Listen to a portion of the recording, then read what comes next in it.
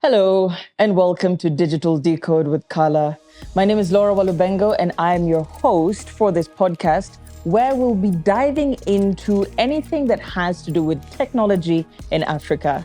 And the aim of this podcast is for us to be able to decode anything that's happening digitally on the continent. As you know, the future of this continent is steeped in technology, and so you better be listening. What we're trying to do here is make sure that you're enlightened and inspired.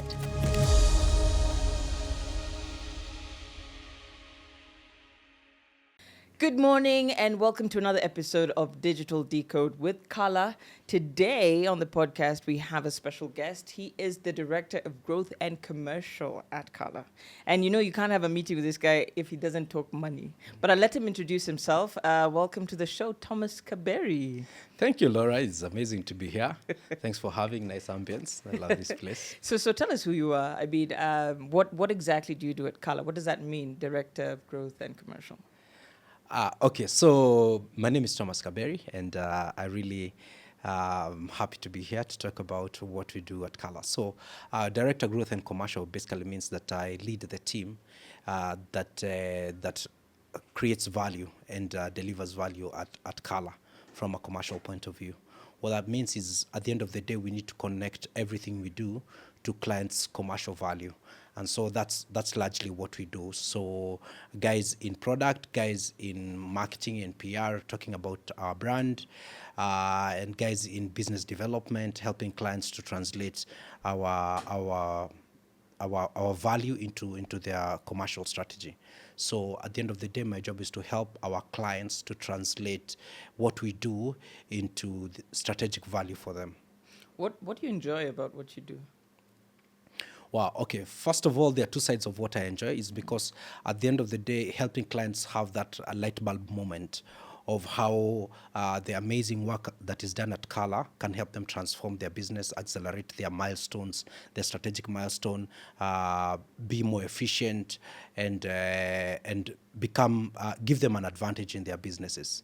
Yes, so I really like that part when we come to alignment with our client about how we can help them accelerate their value. Isn't it interesting? Because I feel like in this particular industry, in the tech industry, not many people know how to translate their ideas into money.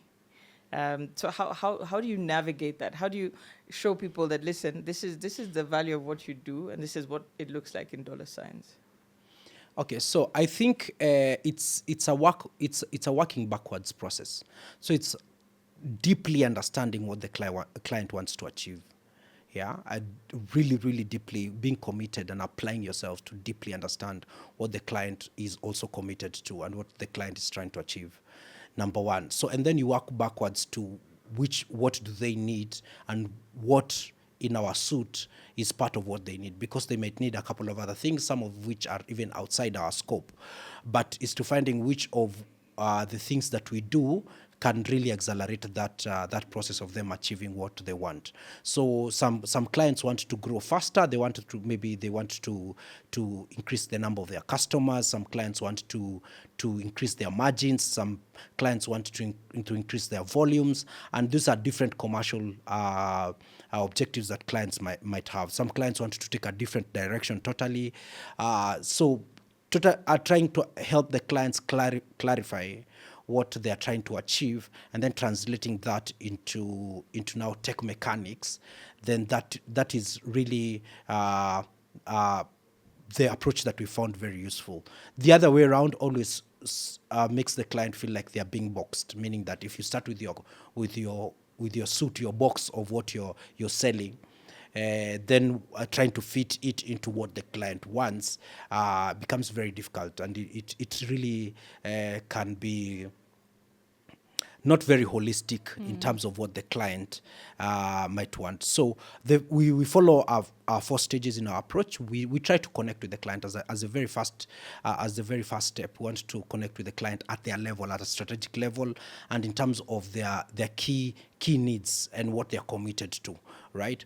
And this is because sometimes clients have a pain point, but that pain point does not always mean that they understand the solution that they want. Just because someone has a pain, just like you might have a pain and go to the doctor, does not actually mean that you always understand what the cause of the pain is and how to treat the cause and the pain. So a lot of people then will end up selling what they call painkillers, right? And you've heard that term in this industry. People will sell painkillers instead of actually trying to solve the actual issues. So the way we look at our solutions at Kala is beyond painkillers. Yes, you might need some painkillers to stabilize things to begin with, but that should not be the end of it. What we also want to do is also create future-proof solutions for the client. So the client is not just sorted for now, but is sorted for where they're going as well. Okay.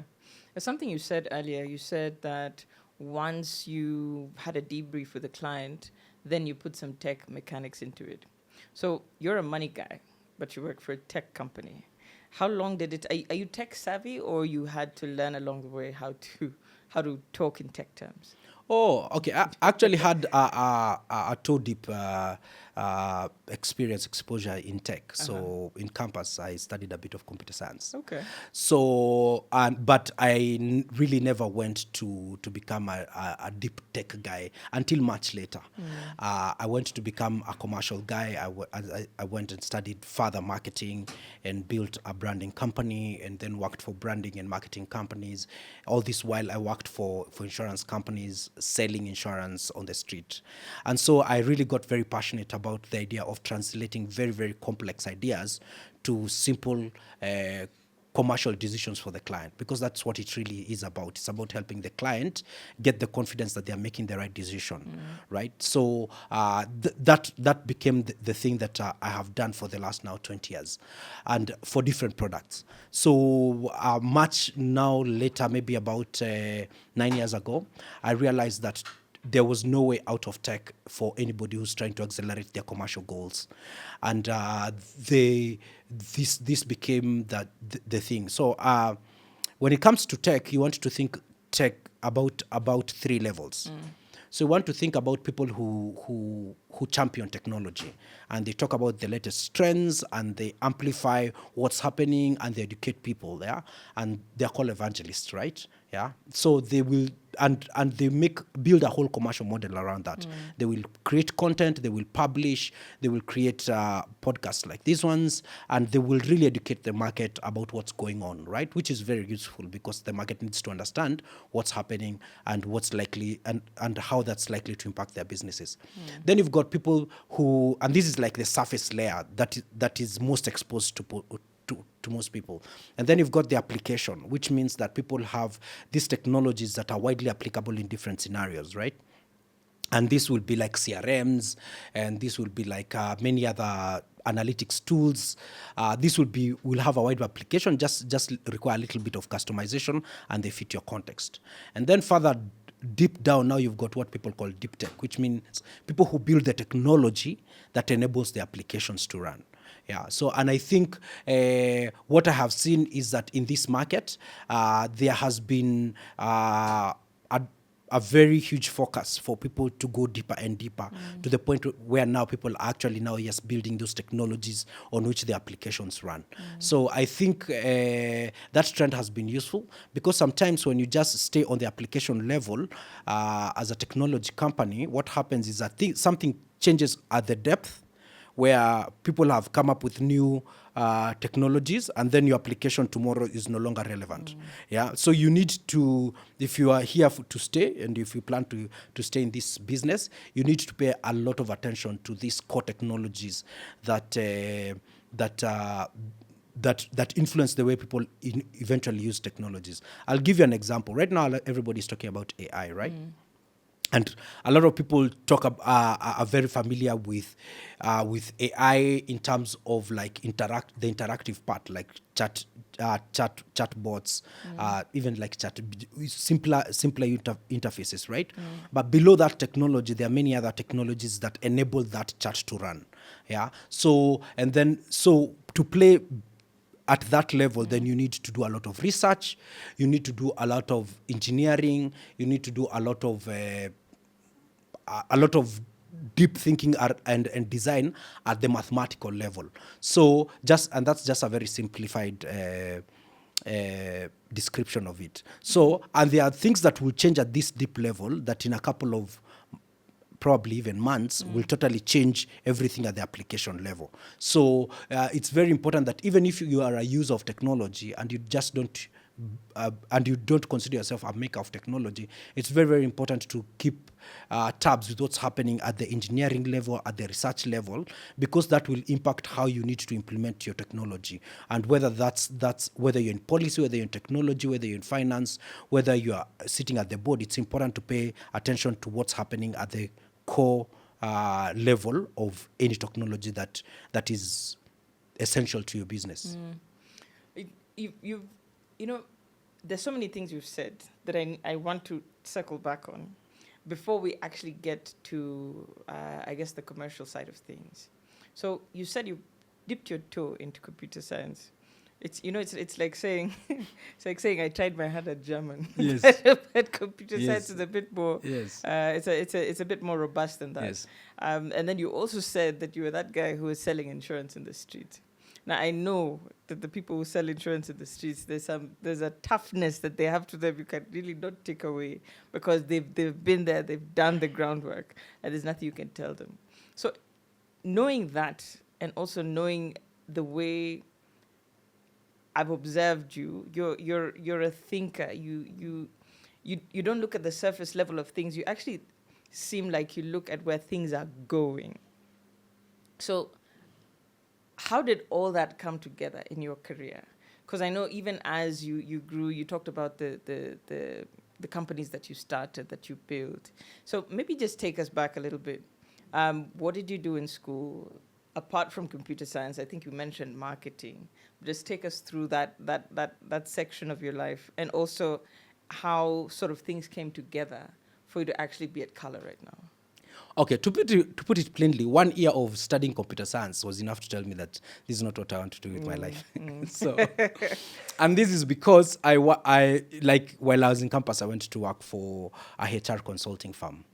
This consulting firm, the business they were doing, this is maybe 2009, I think 3 or 4.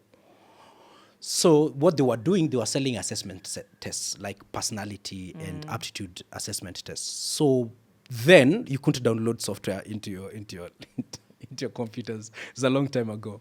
So the way you sold software was literally on CDs, right? So and CDs are like players. Yeah, so yeah. you sold software on CDs, and you have to literally go and demonstrate how it works. And then if people are interested, they actually bought the CD and then extracted the software off of the CD and into their account. They sort of like downloaded it off the CV, right? So my job was to go and to explain to people. I was like what people today call technical sales. My job was to go and explain how it works in terms of technology, and what grade of computers you need for it to work, and then how you need to network, because it was in 2 schools, right? You know, how you need to network your computers, and networking, this was physical, literally wired cable to cable from one computer to another, and so there was no Wi-Fi. So how you need to set it all up so that it works, right? And so this is the story that probably had like one of the biggest impact on my life. So this sales guy, now the typical sales guy, we had gone to a couple of pitches with him. So I'd seen him pitch this dozens of times. And then now he had pitched to these guys, and now the headmaster of that school had put together the board. He liked the idea. He had put together the board to come and watch and see the demo so that they could sign off, right? And then on the day that we were supposed to go pitch the board, the guys are no show. And there were no mobile phones. Okay, there were, but there were like 25 of them in the whole of Nairobi. Those big ones. No, even those big ones, they're only like 15 in the whole of Nairobi. Okay, the point is there aren't as many. Maybe combined Celtel and Safaricom at that point, I think they didn't have more than 10,000 customers combined at that point. So point is nobody had a mobile phone, so the idea, so we couldn't reach the guy. So time is running. It's like an 11 a.m. pitch, and it's like 9 a.m. The guy is a no-show. We can't reach him. And we go to the boss and tell him we've pitched this guy. This headmaster will be incredibly embarrassed if we don't show up, and he will never pick up our call. Okay, he will never even give us an appointment, right? So let's just go and let me just go and talk to these guys. So I went, but he was like, "No, you need someone to accompany you." But I've watched this guy do this dozens of times. I can actually do it. So, but the guy was like, "I'll give you somebody to just in case." So he gave me like another BD admin person. So we went, and we did this speech, and these guys were so happy. They wrote the check. Those days you got checkbooks. They wrote a check, and that's how people signed things. And they wrote the check and gave us to the deposit. And we went back to the company. So this guy, I deliver the check. The boss is like, me, I didn't even know guys don't get checks on the first day. Because they asked me, so I told them the next step is, of course, you sign the contract to give us a check. We start with this work. Yeah. They gave us the check. So I took it back. And this chick went and told the boss, that guy can't sell. And my boss just sat me down. He told me, this computer science you're doing, you'll probably be good at it. But if you go commercial, probably do much better. And I bet you enjoy this much more than you enjoy.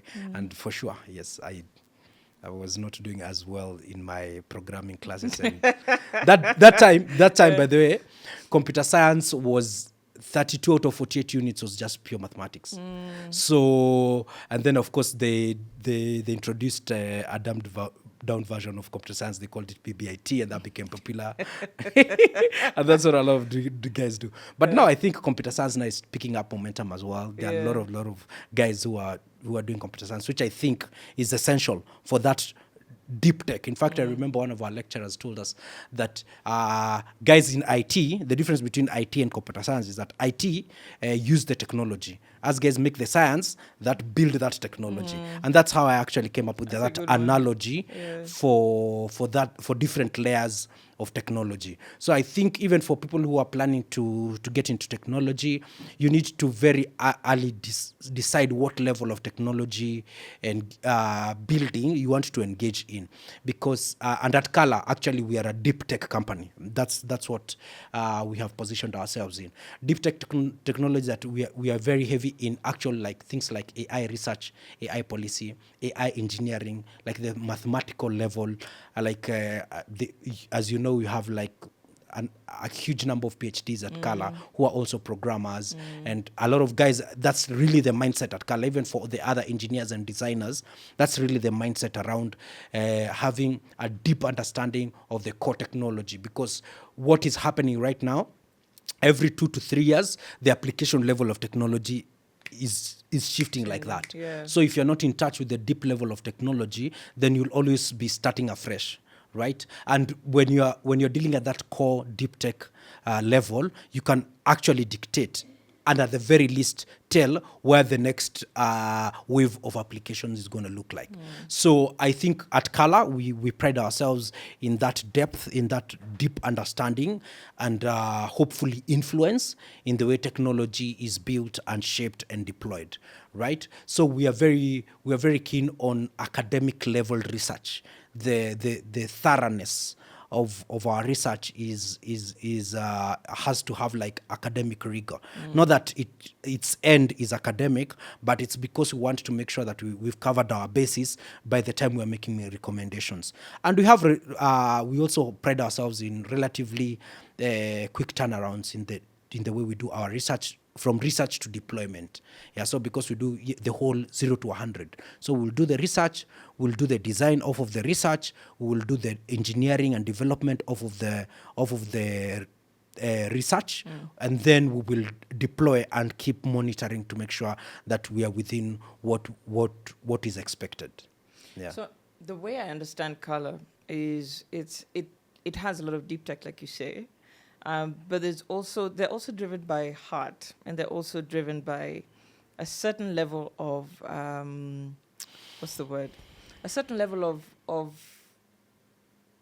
diligence. There's a lot of diligence in Color, and I think your task to sort of commercialize what Color does is an interesting one, because when you're deep in tech, look at those numbers that you'll be talking about. These other numbers don't matter to you. So from your point of view, what are the things in Kala that you say need to be sold that you're actually dealing with right now? Okay, so as I told you, our approach at Kala is not really to sell to the client, right? Is to align with the client on what their needs are and then work back to what technology support they need. Yeah, what's the technology architecture they need in order to achieve those goals. Selling suggests something different, and there's nothing wrong with selling because there are different types of products. There are some clients who just want a ready-made off-the-shelf product and or a quick turnaround solution that they've seen somewhere else or they've thought about and they want to put together. They know exactly what they want off the shelf. They buy it. That's okay. At Color, why I think we are perceived as a very diligent company in the way we are, and a very rigorous company in the way we approach our client relationships is because we take some time to question everything, right? As I told you, sometimes clients will come to you with pain and we do not take their word for it. We want to investigate with them and fully confirm, at the very least, fully confirm that the pain is what they think it is, and it is coming from where they think it's coming from, and then it should be solved the way they think it should be solved, right? Just question everything. And that's really, really important. And we've had really, really good light bulb moments with clients who have thought that a problem is one thing and it ended up being something completely different, right? And that helps us and helps the client because sometimes strapping on the exact same solution as, because if we were a hospital, right? Or if we are a pharmaceutical company, you do not want people to come to you and tell you, I have a migraine, give me X, right? Yeah. So you need to be, there's no other profession that someone would do that, right? So why would you do that with technology? Yeah. Why would you not take time as a diligent professional to ensure that the assumptions being made are actually what they seem and sound to be, right? So that rigor at Kala is really something that we hold dear, and that is something that has set us apart in a lot of the project. And even as we say that, we try to have a lot of fun when we're doing it. So we'll do all these discovery workshops, trying to make them as fun as possible. We have all these methodologies that we've adapted to try and make it as smooth as possible, and at the same time maintain that level of rigor so that everybody appreciates that when we say a solution is the solution, then we are all comfortable that we are not guessing. Okay. So like you say, some of the approaches that you use when you have workshops with different organizations, I know that the level of leaders within those organizations that you talk to, you have your CTOs. I just wonder, at what point do you feel that you need to share with a possible client that, hey, this technology is not, it's an investment. It's not an expense to your company. It's actually something that your company needs. Do you have those kind of conversations? Yeah, and it's interesting you're saying that. Let me give you an example of AI, which is what everybody's talking about right now. So when you talk about AI, it's very easy to get into the technology and how it works and what it delivers and all the engineering that goes behind it. But at the end of the day, for example, if you're talking to a CFO, the CFO not only wants to know that they will get their money back, but they want to see that momentum that the AI, whatever it is, project starts will be sustainable. And so currently, we have come up with sort of like a theory around how CFOs should translate the value of AI as CFOs, right? So a lot of CFOs think about asset utilization rates. So every asset that a company invests in is not just about getting a return on that asset. It's also what is how can we maximally use that asset. They call it asset sweating. How can we sweat that asset to the maximum? So, for example, if it is a logistics company and they have 5 trucks, every minute that truck is just in the compound lying around, a CFO considers that a loss, right? If you are an airline, if you just have aircraft sitting on hangars, it's, unless of course it's repair, but if they're just sitting there and nothing is happening, it's a waste, because they are built to be on the air, trucks are built to be on the road. So the idea of looking at AI now as an asset sweating tool is to go and look at all the investment as a CFO that you have done maybe in the last 5-10 years in technology, whether that's servers, whether that's hardware or software, right? Because all these technologies, all of them are producing data at every moment, right? All your systems, if you're running different systems, they're all producing data. And so the next thing becomes, which was like a big push, and it's a very important push, for example, something like cybersecurity, right? You can imagine the millions of shillings people are investing in cybersecurity, because data is precious, right? And you want to protect it. And of course, it has various risks. But even if you were to just extrapolate based on the cost of cybersecurity, if you're spending, say, 5 million shillings a year on securing data, it means that that data is probably 10, at the very least 10 times valuable than how much you're spending to protect it, right? Because there's no way you're spending 5 million shillings to protect something that is worth 500,000 shillings, right? So then if you're to look at data as an asset, right? And I believe very soon you'll start seeing people talking about data as an asset. It is regarded as an asset, but we are yet to start seeing it in balance sheets. But in certain businesses, you can see it in balance sheets, right? As an asset. So how are you sweating that asset? How are you sweating data as an asset? How are you sweating other outputs and other relationships and interconnections between your systems? Yeah. So how are you sweating your whole ecosystem of technology that you've invested millions upon millions of dollars, even in some organizations, to make sure that you're getting the maximum value? The answer is AI. Because AI really is the best way to extract value out of data. It's the fastest, the surest way, but it's got to be good AI. And it's got to be tailored AI. And that is why maybe at Kala we are very, very focused now on building small language models that are tailored and trained within the context of an organization or a sector or an industry, so that people are able to sweat the technology investments that they've already made. So that's like one of the approaches in terms of an example of the conversation we would love to have with CFOs, for example, and tell them, look, all this investment that you've made in technology, how are you sweating those assets that you've built? Whether or not they're recognized as official assets or not, it is money that is lying around, that it is assets that are lying around that you are not fully utilizing, and AI becomes the answer for that. So having that kind of conversation as an example helps you to see how then we are able to talk the language of the professional, right? So, and now, for example, something that we're calling the AI utilization rate within an organization becomes the metric that now as a CFO, you use to ask everybody within the organization, how are you sweating the technology that you have invested in your department? Whether that's HR, whether that's logistics, whether that's commercial, whether that's even finance departments themselves.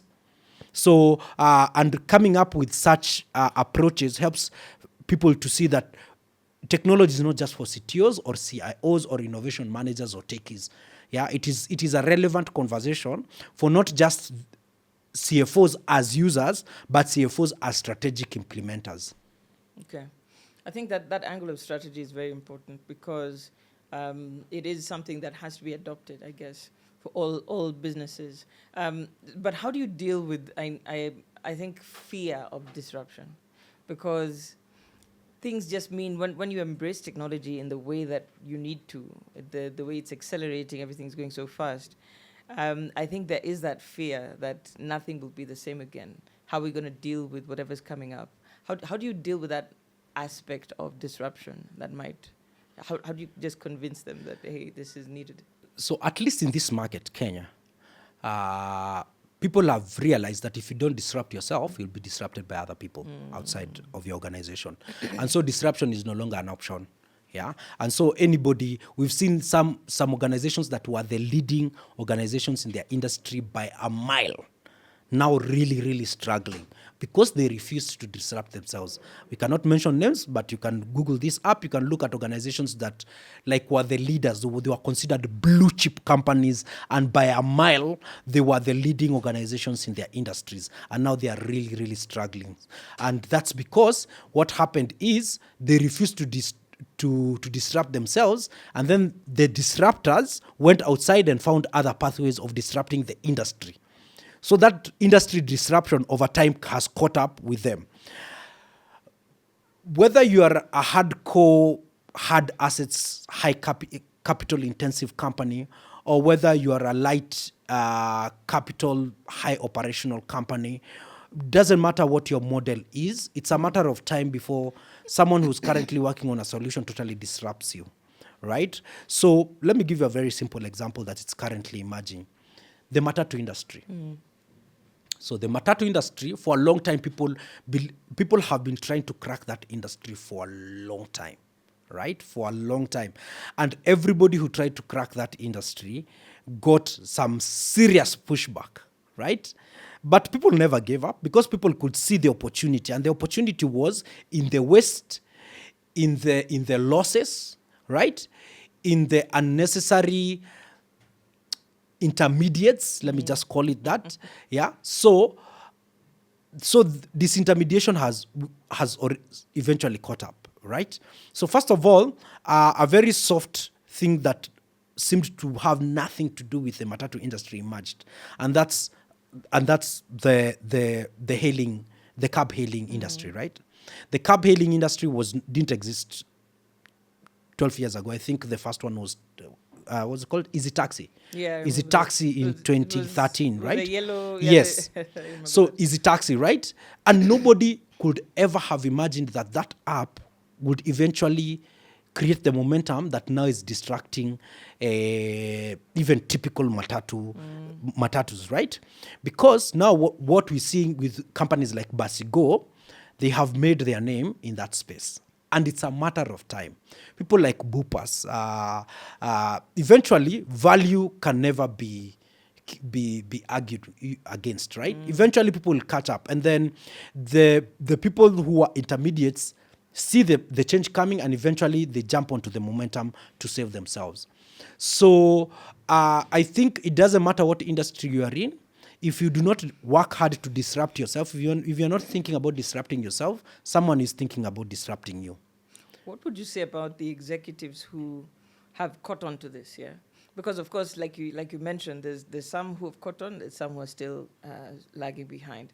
What could you say is the characteristic of these executives who are on the ball? I think it's just embracing reality, honestly.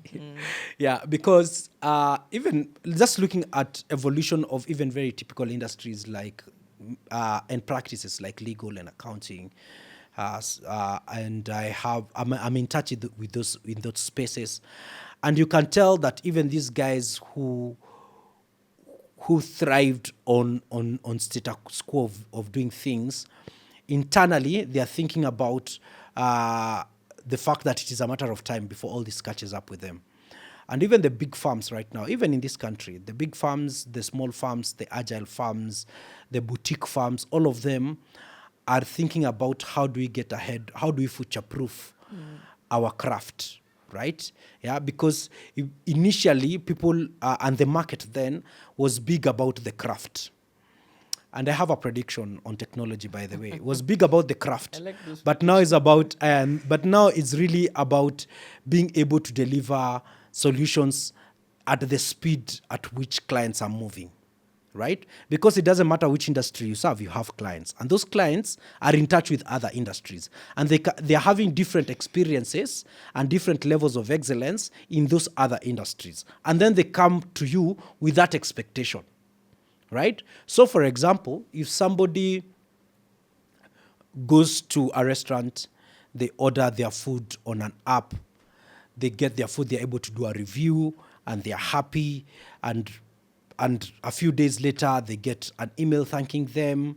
And this is a very simple example, right? And then they come to your whatever firm, accounting firm. You never send them thank you emails. You never send them updates. You understand? But because they've had that experience in a like almost unrelated industry, yeah, they're wondering, at what point do I rate you? Right? Yeah. So it's because now the market expectation, you see, has already been set. And it's been set by very, very competitive industries like hospitality, like logistics, very, very competitive. And those guys, day and night, they are thinking about what can we do better to create that delight. Right? Them, they're not even about a customer experience. Them, they're about customer delight. Like customer experience in Kenya, it runs for 1 week, and then after that, Yeah. You get an email from you reset. text message So from the yes, bank. You're like, so customers are not just about having a good experience; they are about delight, right? And they're about these people who are working super hard to make sure that they remain top of mind. So whichever industry you're in, those expectations of your customers are lingering in their head. So. And I said, so you need to keep thinking about looking at industries that probably are very different from you. So, and I think the CFOs and CTOs and CEOs, the executives that I've seen that are very versatile, are the ones that are in touch with other industries. So, if for example you are in banking, but also maybe you have a background, or you're still in touch with a hospitality business, or you're in touch with an entertainment business, what I've seen is that those people try to bring an aspect of that into their businesses, right? I'll give an example of one of my favorite executives around, someone who built a couple of companies, and that's Peter Ndwati. The reason I think, and I guess, and I know Peter Ndwati very well, I think Peter Ndwati was able to create all this amazing flair in the insurance industry is because he was in touch with the world of rugby. And he could see all these amazing things that happen in the world of rugby, and probably at the subconscious, you want to bring those a flair of that into these new industries. And then I would encourage executives not to just remain very funneled or very, very channeled into one thing. See what other people are doing. Like try to get into other industry, talk to other people who are in other industries that are probably sound and seem to have nothing to do with what you do, and try to learn. Yesterday, I watched a video about a hospital that was having a very high rate of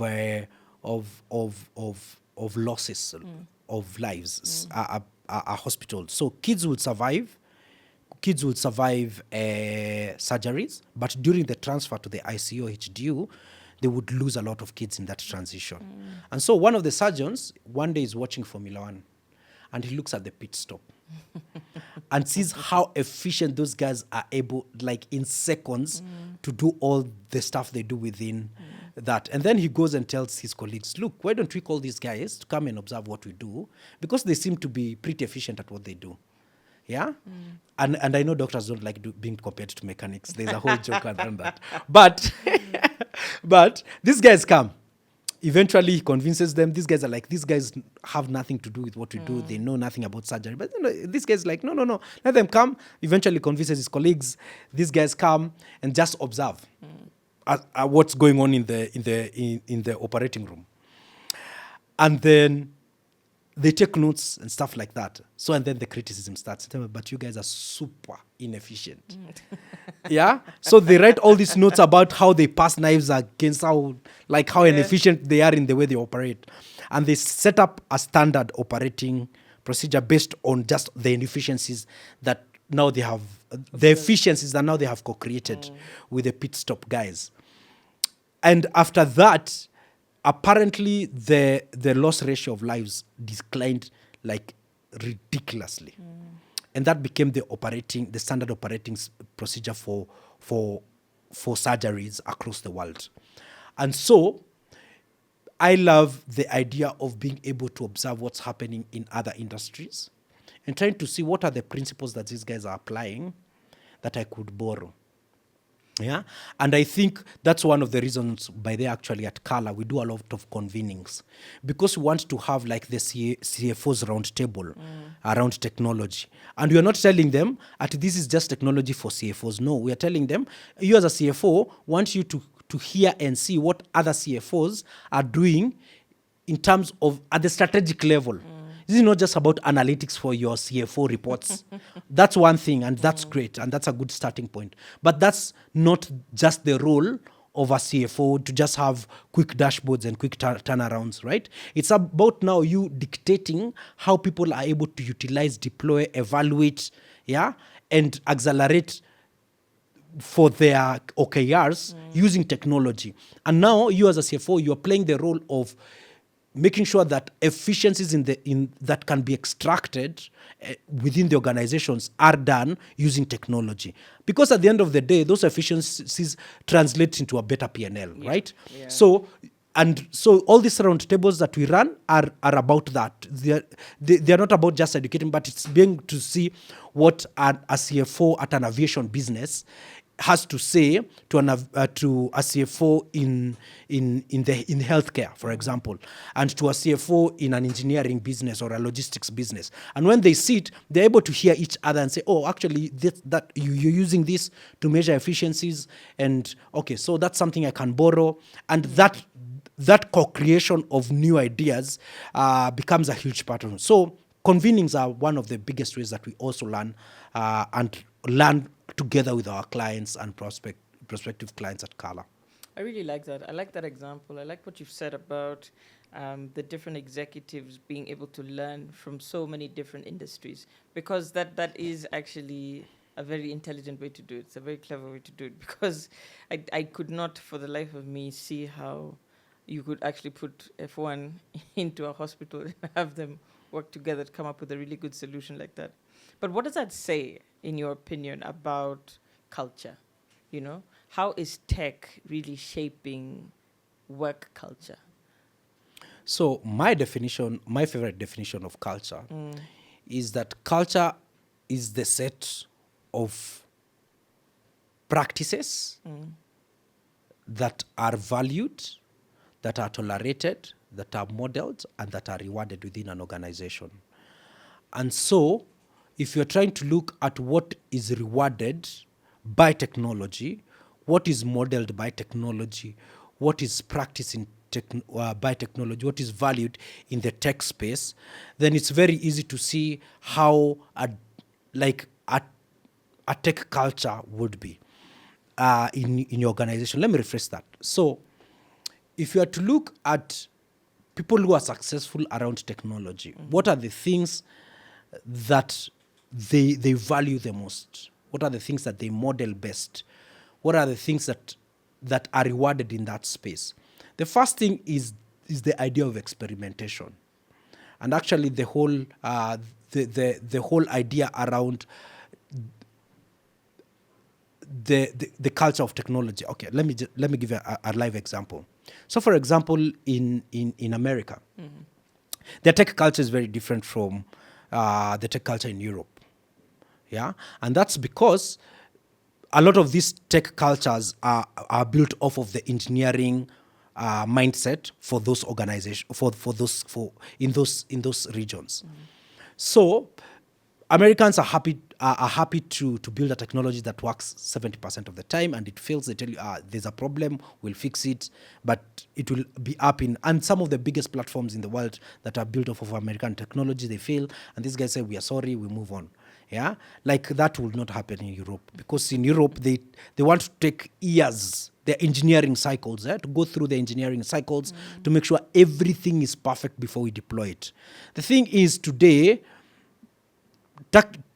technology can evolve faster than you can perfect it. So by the time you're taking time to perfect your technology, there are other versions of other upgrades of that same technology that have appeared that actually almost make it absolute by the time you're trying to perfect yours, right? Of course, there've got to be some decent level of efficacy, that a technology works, it's grounded, you can trust it, and you have enough redundancy to make sure that even if it fails, we have plan B, C, and D, right? But within an organization, you've got to decide, are we are we driving a culture of perfection, or are we driving a culture of progress? And that really, really can determine how you adapt technology within your organization and how technology is even received within your organization. Because if your culture is one of perfection, then it becomes very, very difficult to experiment, because fear is highly punished. Because if you are a perfection, there is shame around failure. There is a lot of stigma, yeah, and trauma around failure. But if you value progress, then people will say, as long as this thing moves us a few steps forward, then we're able to figure out how to move the next 3 forward, right? And if you shape your organization around perfection, and you create stigma around failure, then your culture will not adapt technology very well. Yeah. But if it's about progress, then people are able to experiment, people are able to come up with new ideas, crazy ideas at the time, which turn out to be amazing ideas later. And then people are able to say, even if it doesn't work, it's fine. So we are able to figure out how to make the best of it. Of course, some people say, okay, let's create a sandbox so that we try out the highest risk things, so that, of course, there are certain environments you do not want to completely fail. But you want to figure out that even if we fail, it's not going to be like an end of the world scorched earth approach when things don't work, right? So it's going to be you need to create some level of flexibility, and as a matter of policy, as a matter of strategy, and as even as a matter of investment theories and investment approaches within your organization. Yeah. I think the element of experimentation is a big one, because I think it's even one of the interviews I first started doing here with Kala is somebody who was in charge of agility. And I was like, what do you mean agility? And I think also the rugby aspect comes in there, because you have to be agile with the tech that you're pushing out to make sure, okay, how can we dot some I's and cross some T's to just make sure that things start aligning the way you want. So fine, you have your certain exec who is open to try different things. You have a whole company that does not punish failure, but looks at how to make experimentation something quite valuable. You have now the external parts that come in. You have your government, you have the policy. If we want to get technology to that scale, how should government get involved in making sure that the ecosystem thrives as it should? So I think government, first of all, has some of the smartest people. Like, has really, really good talent. Like, you work with guys in government, you're like, wow, like these guys know their stuff, right? So honestly, my contention with how government operates around technology is what I've just spoken about. Government has a deep-rooted perfectionist ethos. Like, things have to be checked to the T. There is no room for experimentation and failure. There's a huge stigma around failing in government. And that's not just at the Kenyan government, it's just the way governments run around the world. Yeah. So I think, and unfortunately, because government is a huge, huge influence on the way everything else runs, sort of like that mindset and approach is brought to the way they interact with industries. And so, if government themselves are able to shake off that deep-rooted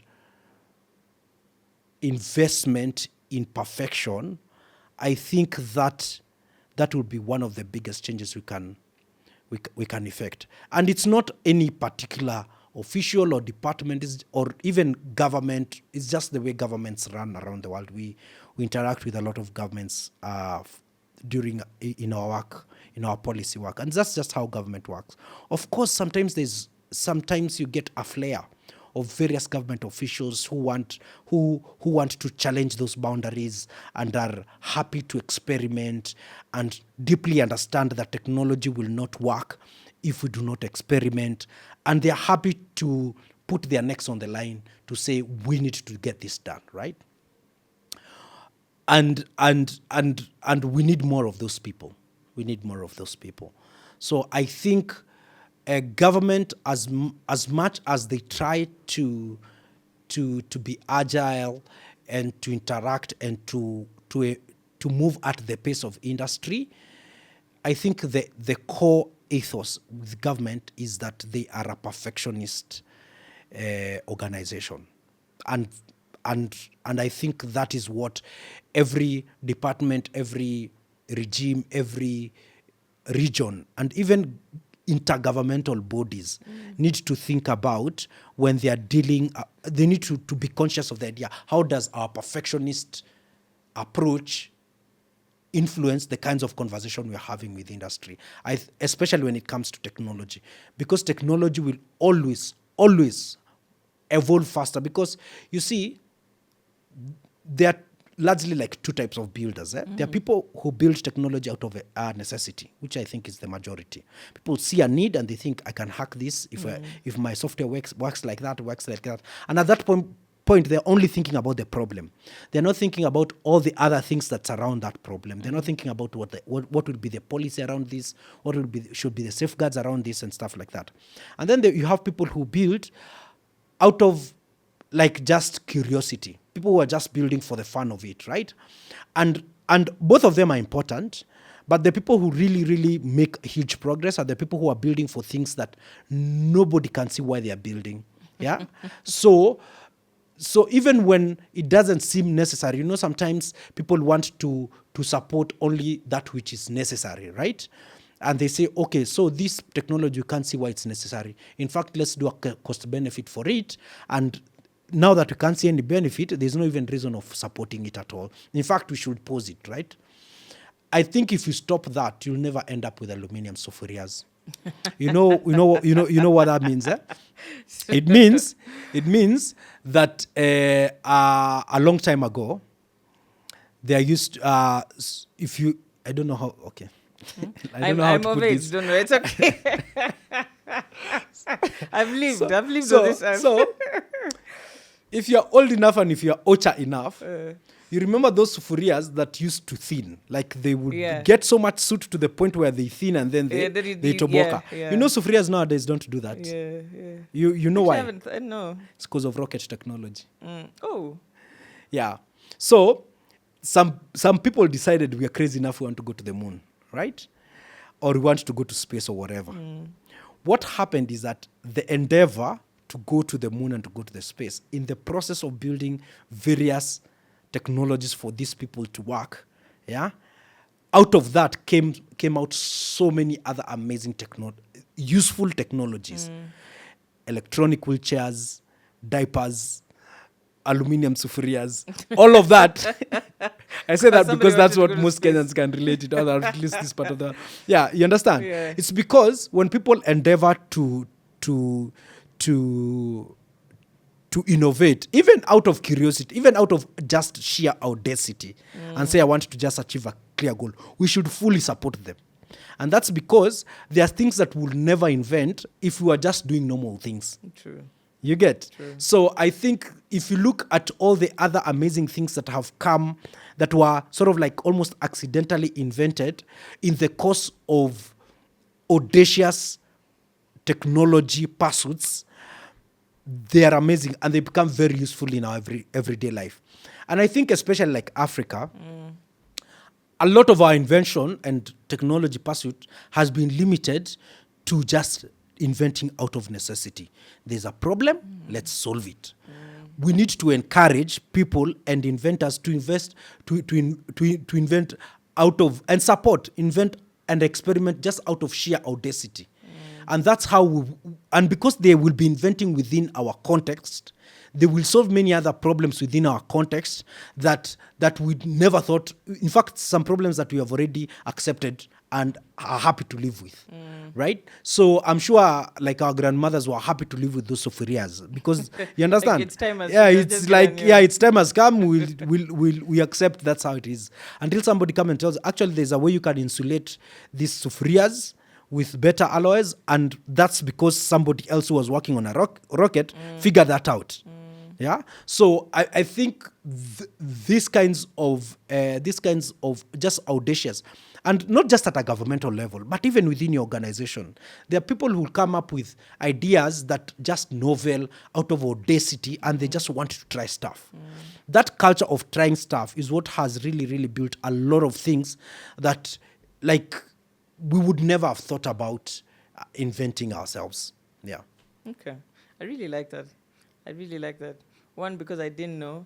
And two, because I think a lot of good has actually come from inventions that didn't seem that like they were going anywhere. Yes. Just somebody trying to do something out of their backyard and yeah, has resulted in some really good things. I mean, I think even Facebook is one of those examples. Yeah. Like, why were you making people talk to each other? They were I actually okay. I think Facebook is a totally different story, but it has a lot of genius moves inside there. Yeah. Yeah, but it was a social experiment. Really. Yes. It wasn't really about you're trying to solve a particular function, maybe a personal one, but I don't think it was a community issue. So this is sort of like a personal theory I have, that there's a huge difference between running from your fears and chasing your dreams. True invention and true creativity is seen when people are chasing their dreams and not running from their fears. Because you see, if you're running from your fears, you are happy to end anywhere and go any direction as long as your fears are behind you. But you see, when you're chasing your dreams, you're very focused and your energy is marshaled. It is consolidated because there's an actual goal. Yeah. And sometimes even your fears will catch up as you chase your dreams, and that's fine. But if your goal is to just outpace your fears, as opposed to somebody who's chasing their dreams, you're both running, by the way. You're probably even running faster and harder if you're running from your fears, as opposed to someone who's chasing their dreams. But we need to encourage innovation out of people chasing their dreams. Yeah? And you can try to see where people are so good at identifying problems and focusing on problems so much that all our creativity and innovation energy is just focused on solving those problems. It shrinks them, I guess. We need to encourage people within our organization, within our country, within our continent to rise above that and say, what are our dreams as Africans and how can we chase those dreams and how can we build innovations that are geared towards those dreams, right? And I think that is really where the real African age of innovation will spring up from. You know, I feel like you've just answered the question I was going to ask you. Because the next question and the last question I was going to ask you was if you were to sit with a CEO and encourage them to sort of future-proof their company, would you say that? Yeah, but also, yes, I would say that. It is a culture of audacity, right? Yeah, it's not just survival. It's audacity to be able to say, why can't we do this? Not why shouldn't we avoid? Why shouldn't we do this? Why not us? Right? That culture of audacity is what truly drives innovation. Yeah.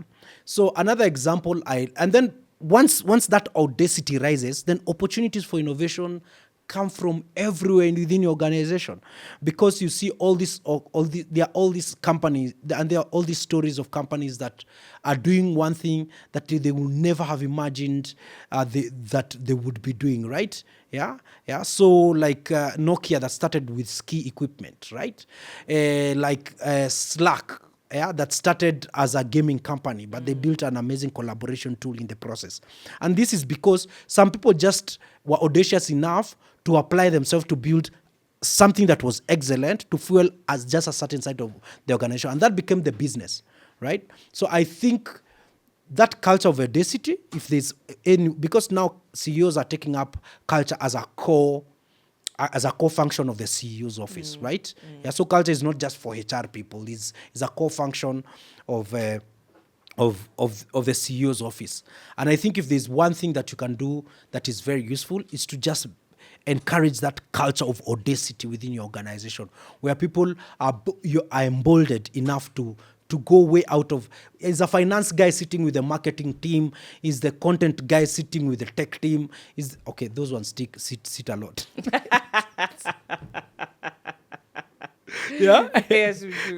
Yeah. Is the marketing guys sitting with the backroom guys? Yeah.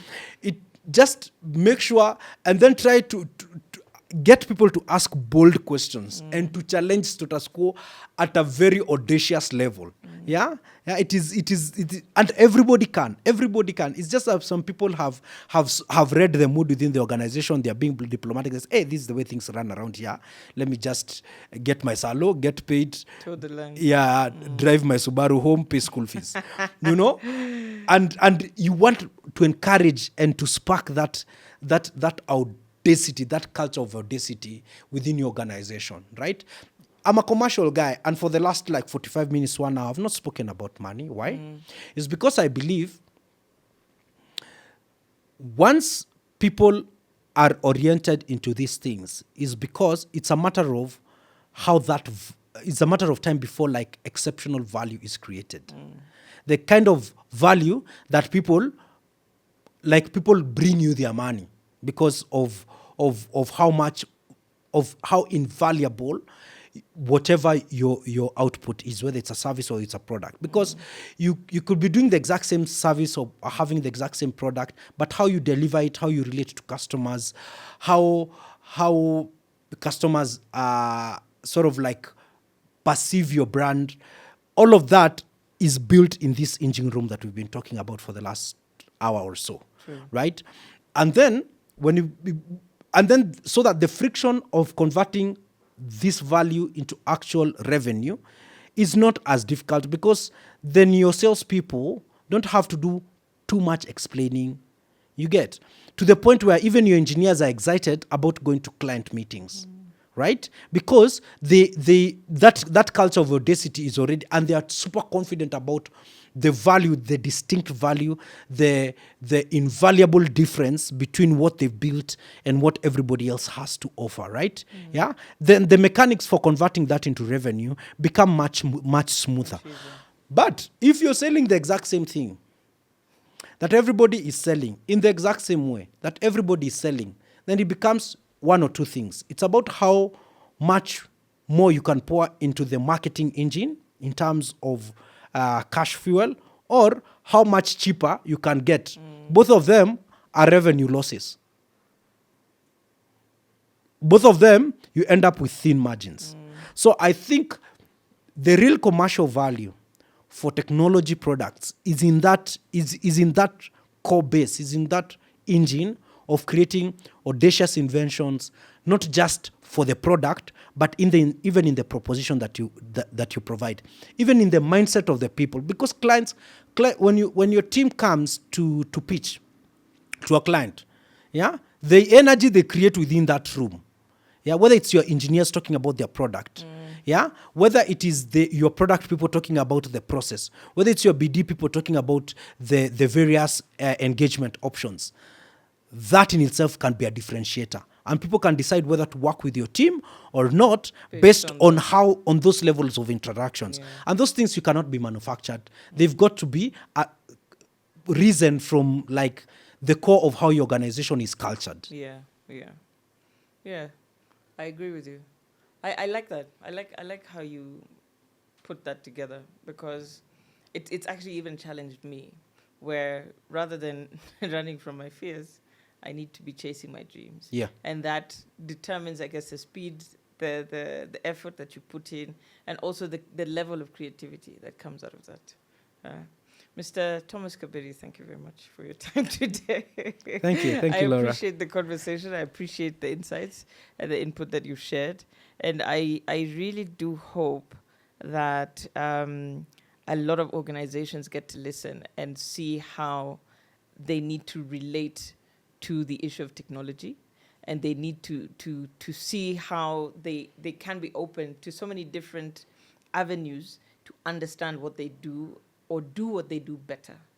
So thank you for that. Thank you for having me, Laura. This was a pleasurable experience for me Yeah, also. did you actually, you have a lot of facts. Thank you. So there you Thank have you. it. Thank you so much for watching Digital Decode. We're very happy to have had Thomas here today.